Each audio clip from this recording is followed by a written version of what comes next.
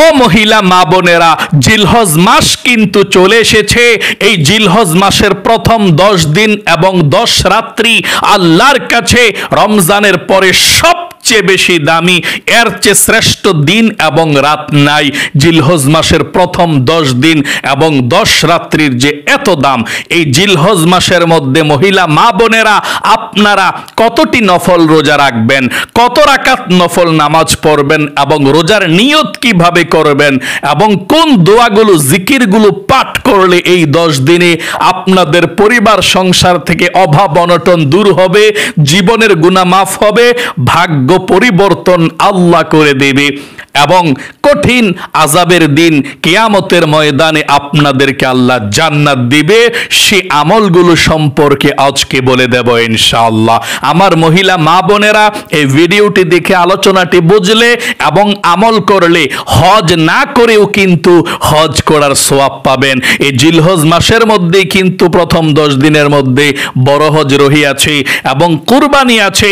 কুরবানি না করেও কিন্তু কুরবানির সওয়াব পেয়ে যাবেন। তাই অবশ্যই আমার মহিলা মা বোনদেরকে জানতে হবে জিলহজ মাসের প্রথম 10 দিন কতটি নফল রোজা রাখবেন, কোন দিন রাখবেন, নিয়ত কিভাবে করবেন, কত রাকাত নফল নামাজ পড়বেন। খুবই মনোযোগ সহকারে ভিডিওটা দেখে আমলটা শিখুন ইনশাআল্লাহ।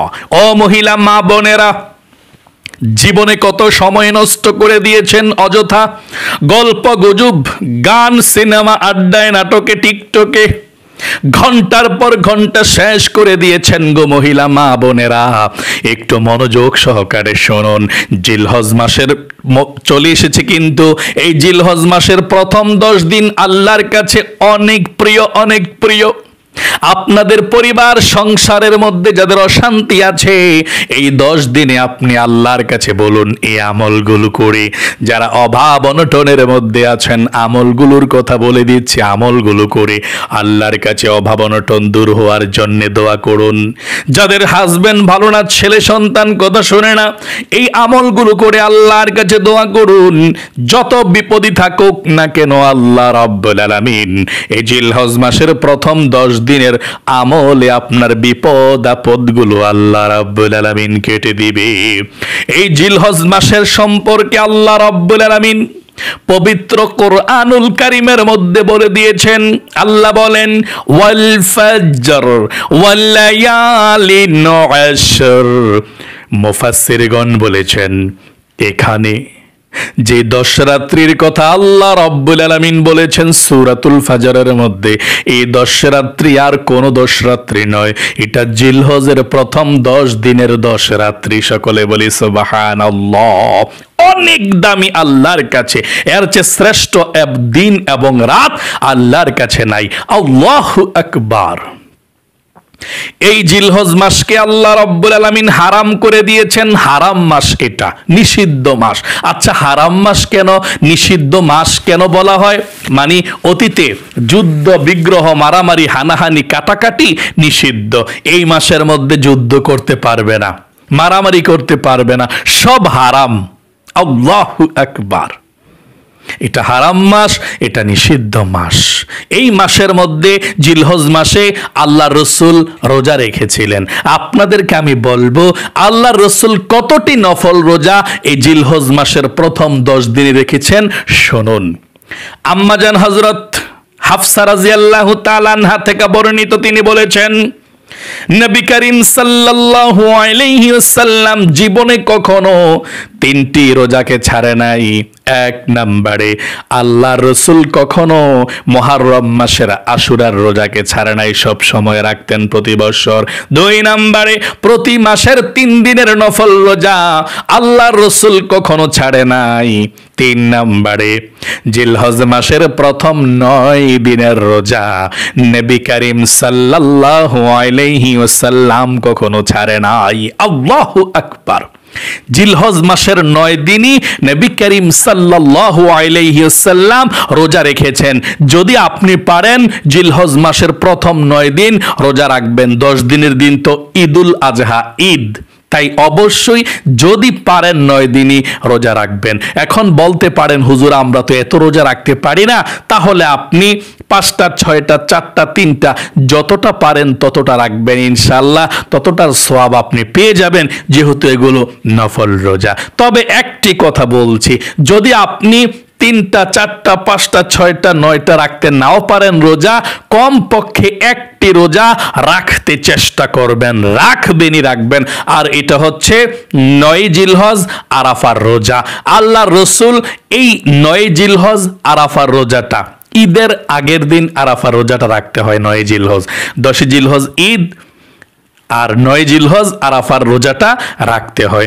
আল্লাহর নবীজি বলেছেন এই 9 জিলহজ আরাফার রোজা, ঈদের আগের দিনের রোজাটা যে ব্যক্তি রাখবে, আমি আল্লাহর কাছে আশাবাদী যে আল্লাহ পিছনের 1 বৎসরের গুনাহ এবং সামনের 1 বৎসরের গুনাহ, মোট 2 বৎসরের গুনাহ আল্লাহ রাব্বুল আলামিন ক্ষমা করে দিবে এবং মাফ করে দিবে।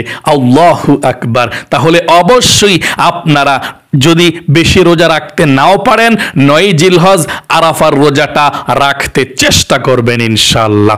এখন আমি আপনাদেরকে বলে দেব, যদি আপনারা জিলহজ মাসের মধ্যে রোজা রাখেন 3টা 4টা 5টা কিভাবে নিয়ত করবেন, এবং আরাফার রোজা যদি একটা রাখেন কিভাবে নিয়তটা করবেন সেটা বলে দিচ্ছি।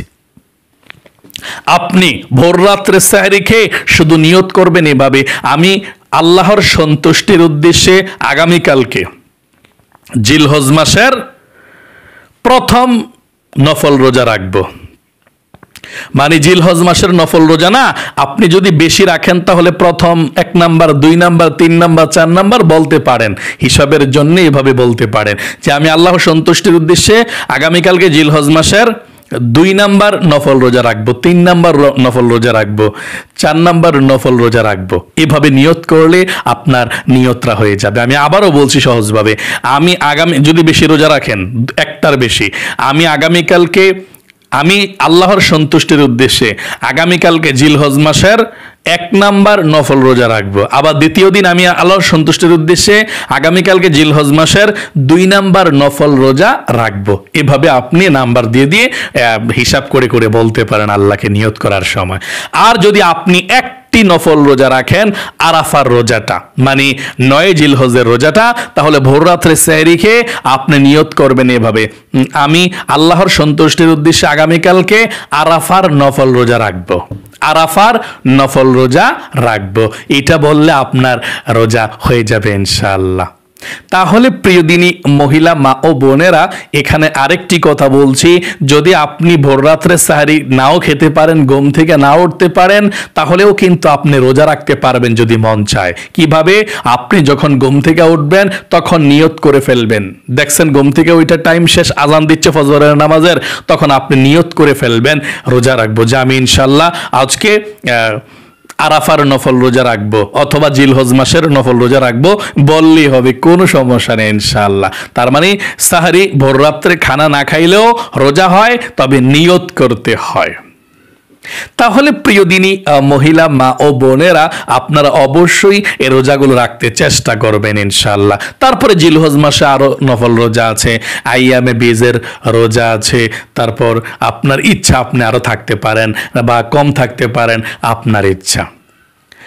2 নাম্বারে মহিলা মা বোনেরা ভাই বোনেরা সকলে, আপনারা জিলহজ মাসের চাঁদ যখন উঠে গিয়েছে এরপর থেকে আল্লাহ রসুল চুল নখ এবং পশম এগুলো কাটেন না, এর আগে আগে কেটে ফেলতেন, একেবারে পরিষ্কার পরিচ্ছন্ন করে ফেলতেন। যখন চাঁদ উঠবে জিলহজ মাসের ওই সময় থেকে নিয়ে কুরবানির পশু গরু জবাই করার আগ পর্যন্ত এগুলো কাটা মানে সওয়াব কম হয়, এগুলো কাটা ভালো না।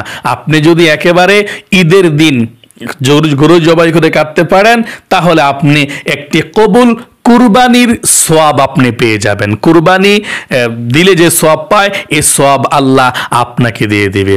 তাহলে অবশ্যই আপনারা চেষ্টা করবেন জিলহজ মাসের মধ্যে যে চাঁদ উঠেছে এখন থেকে আপনারা এই চুল নখ এগুলো কাটবেন না, যদি বিশেষ প্রয়োজন না হয়। বিশেষ প্রয়োজন হলে আপনি কাটতে পারেন, কিন্তু আপনি এভাবে না কাটলে আপনার জন্য ভালো হবে, আপনি কুরবানির সওয়াব পেয়ে যাবেন ইনশাআল্লাহ। ঈদের গরু জবাই করার পরে আপনি পরিষ্কার পরিচ্ছন্ন নখগুলো করে ফেলবেন, পশমগুলো কেটে ফেলবেন। যদি এভাবে করেন তাহলে আপনি কুরবানির সওয়াব পেয়ে যাবেন ইনশাআল্লাহ। 3 নম্বরে আপনারা বেশি পরিমাণে আল্লাহর জিকির করবেন। এই জিলহজ মাসের প্রথম 10 দিন অনেক গুরুত্বপূর্ণ দিন, ফজিলতপূর্ণ দিন, তাই বেশি বেশি জিকির করবেন। কোন জিকিরগুলো করবেন, কিভাবে করবেন? জিকির করতে হলে অজু করতে হয় না, অজু ছাড়াও জিকির করা যায়, কোনো সমস্যা নেই ইনশাআল্লাহ। আমার মহিলা মা বোনরা যখন মাসিক পিরিয়ড থাকেন ওই সময় জিকির করতে পারবেন, কোনো সমস্যা নাই। দুরূদ পড়তে পারবেন, কোনো সমস্যা নেই ইনশাআল্লাহ।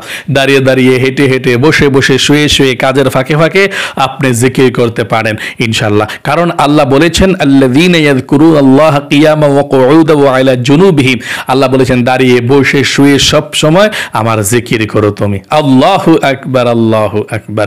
এবং আল্লাহ বলেছেন ইয়া আইয়ুহাল্লাযীনা আমানু যকুরুল্লাহা যিকরান কাসীরা, আল্লাহ বলেছেন তোমরা ঈমানদারেরা বেশি বেশি করে আল্লাহর জিকির করো। আল্লাহু আকবার, আল্লাহু আকবার। তাই অবশ্যই আপনি জিকির করবেন।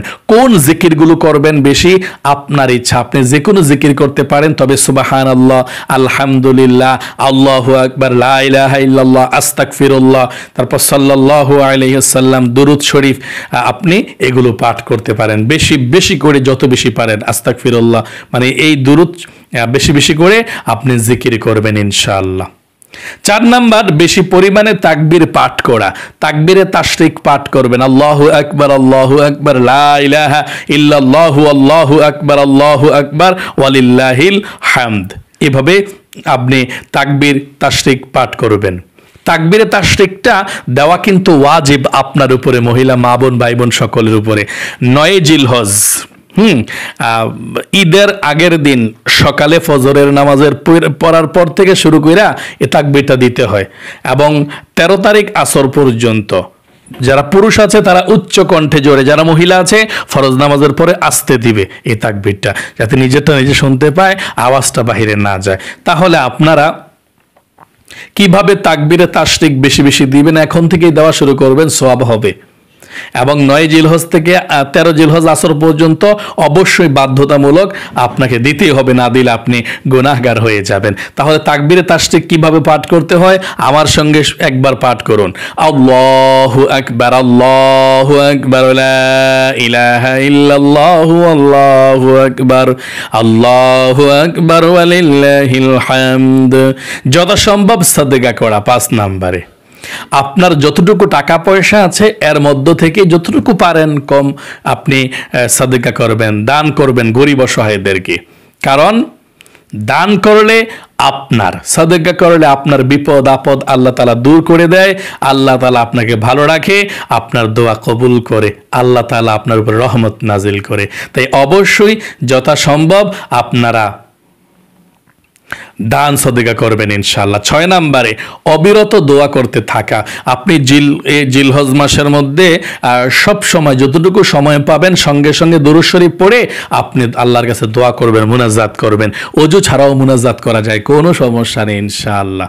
তাহলে সব সময় আপনি দোয়ার মধ্যে অংশগ্রহণ করে থাকবেন। বেশি বেশি নফল ইবাদত করা, যত নফল ইবাদত আছে, জিকির আছে, কোরআন তেলাওয়াত আছে, তারপর আপনারা নফল ইবাদত আছে, যেমন তাহাজ্জুদের নামাজ পড়াও কিন্তু নফল, চেষ্টা করবেন পড়ার জন্য। এবং ইশরাকের নামাজ পড়াও অনেক ফজিলত, আওয়াবিন নামাজ পড়াও অনেক ফজিলত আছে, অনেক সওয়াব আছে। তাই অবশ্যই আপনারা বেশি বেশি করে নফল ইবাদত করবেন এই জিলহজ মাসের মধ্যে ইনশাআল্লাহ। 8 আন্তরিকভাবে তাওবা করা।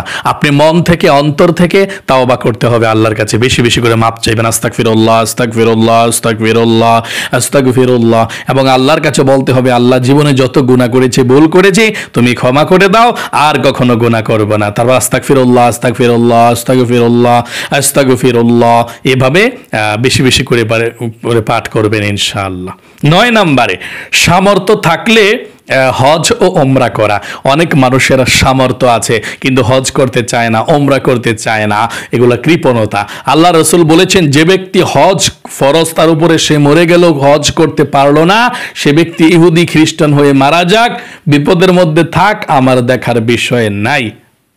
কেমন কথা নবী করিম সাল্লাল্লাহু আলাইহি ওয়াসাল্লাম বলেছেন। এই জন্যে সামর্থ্য থাকলে অবশ্যই আপনি হজ করবেন, উমরা করবেন।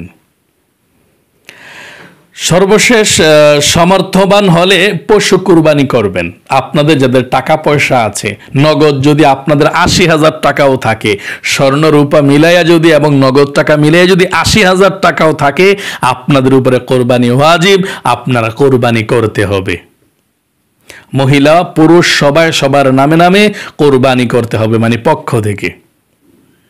তাহলে প্রিয় দিনী ভাই এবং বোনেরা, আমরা কোরবানি অবশ্যই দেব ইনশাল্লাহ। কোরবানির গোশত আমরা ভাগ করব, 3টা ভাগ করব। একটা নিজের ভাগ, আরেকটা গরিব অসহায়দের ভাগ, আরেকটা আত্মীয় স্বজনের ভাগ। এভাবে ভাগ করে আপনারা গোশতগুলো দিবেন ইনশাল্লাহ। এবং গোশত খাওয়ার মন মানসিকতা এই গরুর মধ্যে কুরবানি যে দিবেন আপনারা রাখবেন না।